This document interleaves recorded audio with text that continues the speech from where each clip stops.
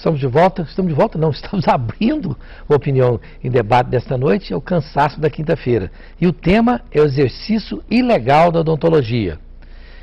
Queremos agradecer os grandes profissionais que estão aqui hoje para debater esse tema, que são os seguintes: Dr. Anselmo Calisto, presidente do Conselho Regional de Odontologia, e o Dr. GCI Coelho de Alcântara, é juiz da 13ª Vara Criminal. E o Dr. Douglas Dalton Messora, é advogado criminal e presidente da Comissão de Direitos e Prerrogativas da OAB. Esse programa pode ter participação de você, ouvinte, pelos seguintes telefones: 3201-7688 e 3201-7708. O tema da próxima semana: alimentação saudável. Bom, quero começar aqui com o Dr. Anselmo Calisto, até fazendo uma pergunta que não tem muito a ver com o tema, mas como o senhor representa os odontólogos e os representa muito bem, porque foi recentemente reeleito, né? Se não tivesse bom, eles tiravam o senhor de lá, né? Eu imagino. Mas por que hoje as pessoas, todo mundo está usando aparelho? Qualquer pessoa que vai no dentista hoje tem que usar aparelho. Eu parece que pessoa já com 50 anos, até 60, todo mundo precisa de aparelho mesmo? Parece que eu não vejo ninguém que não precisa de aparelho. Bom, o aparelho é um procedimento, né, que pode ser utilizado em qualquer faixa etária. Até pouco tempo achava-se que só o adolescente é que poderia fazer o uso, né, para corrigir a má posição dos dentes. E isso não é verdade, e com o avanço da ciência se comprovou que o adulto também pode fazer esse uso. Mas esse uso indiscriminado dos aparelhos ortodônticos nos preocupa muito, né? E na realidade o paciente ele tem que saber muito bem com quem que ele está fazendo esse aparelho. Infelizmente o uso indiscriminado e de forma errada pode levar a consequências, inclusive a perda do elemento dental, se o aparelho for colocado de forma incorreta. Correta. E isso torna mais importante ainda essas explicações a respeito do exercício ilegal da odontologia. Dr. GCI Coelho de Alcântara, eu fiquei sabendo, e isso para minha surpresa, a gente às vezes pensa que jornalista quer saber de quase tudo superficialmente, mas eu não sabia, por exemplo, que um cidadão que é pego exercendo ilegalmente a odontologia ou a medicina, ele vai e poucas vezes esse cidadão fica preso mesmo, ele pode sair. E eu fiquei sabendo de um cidadão que é a 6ª vez que ele é repreendido, preso e processado pelo exercício ilegal da odontologia, esse particularmente. É difícil punir essas pessoas? A pessoa vai lá, preso, acontece o quê? Boa noite, é um prazer muito grande estar aqui no programa mais uma vez.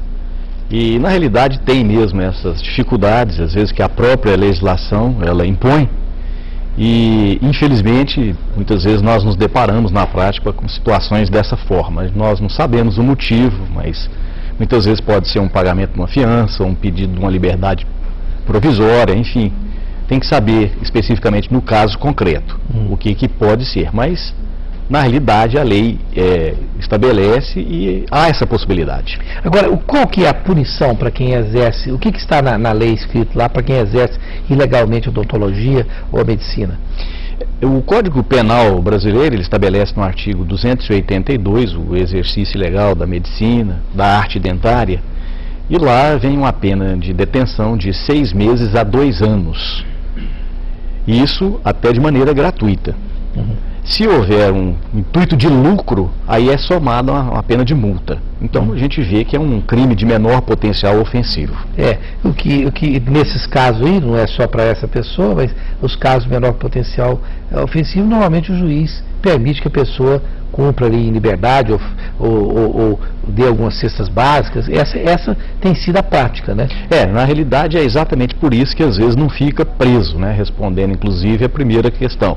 Porque há a possibilidade de fazer uma transação e feita essa transação, então, inibe uma prisão em troca de outros benefícios.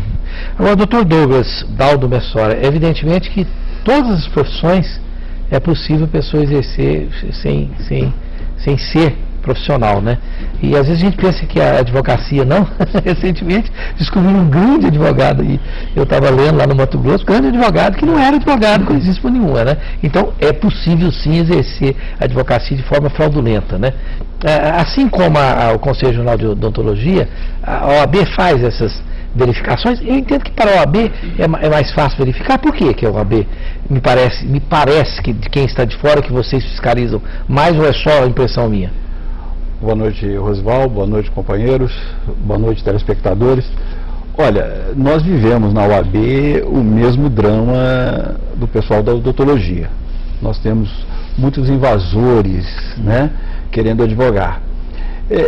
Na realidade, nós recebemos muitas denúncias de falsos advogados e remetemos à polícia.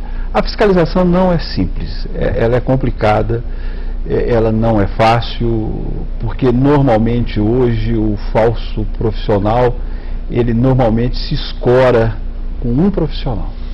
Aí ele pode usar ele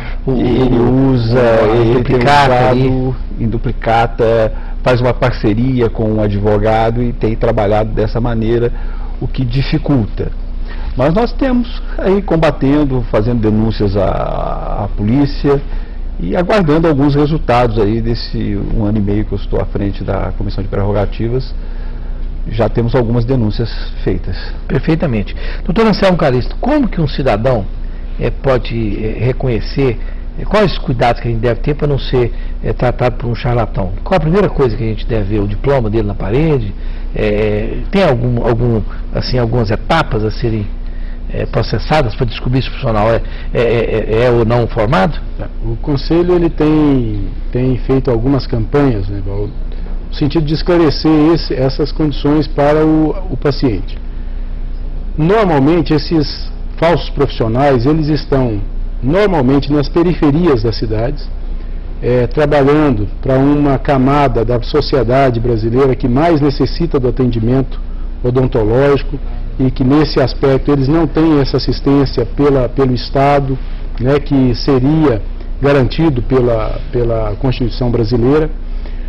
Mas algumas coisas eles podem notar. Primeiro que são ambientes extremamente sujos, né? São ambientes onde esses falsos profissionais sequer tenha o cuidado de fazer a higiene, né, desses locais. Isso no que se refere a tudo, dentro do consultório. Aquela esterilização. Dentro da própria sala de espera, que sempre é muito suja. Dentro do consultório são instrumentais que sequer são lavados, não são esterilizados e normalmente esses falsos profissionais eles não se identificam porque eles sabem que estão cometendo um crime. Então nas regras do Conselho Regional de Odontologia, todo cirurgião dentista ele tem que se identificar. Ele tem um número do conselho, ele tem um número do CRO. Então a gente obriga a todo profissional inscrito no Conselho se identificar pelo nome, pela profissão e o número do Conselho Regional de Odontologia.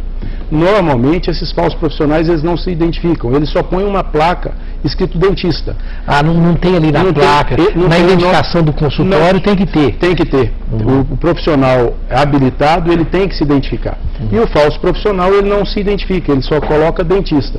Então são essas condições. E a gente coloca também o Conselho Regional de Odontologia à disposição da sociedade para que ligue ao Conselho Regional para que verifique se aquela pessoa que está atendendo se é inscrito e se está habilitado a exercer a profissão de cirurgião dentista. Perfeitamente. E para o telespectador saber, porque às vezes as pessoas perguntam para mim, eu sei algumas coisas que causam dúvidas. Por exemplo, tem o Conselho Regional de Odontologia de Goiás.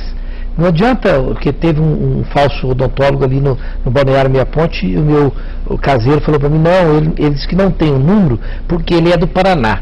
Não tem isso, né? O sujeito vem lá do Paraná e ele é obrigado a se inscrever aqui, não é isso? Com certeza. Não tem essa história, né? Isso. Todo profissional ele tem que ser inscrito no estado em que ele for trabalhar. Então, se ele for de um outro estado e vier trabalhar no estado de Goiás, ele obrigatoriamente, para trabalhar no estado de Goiás, tem que ser registrado no Conselho do Estado. E chega aqui e pede o registro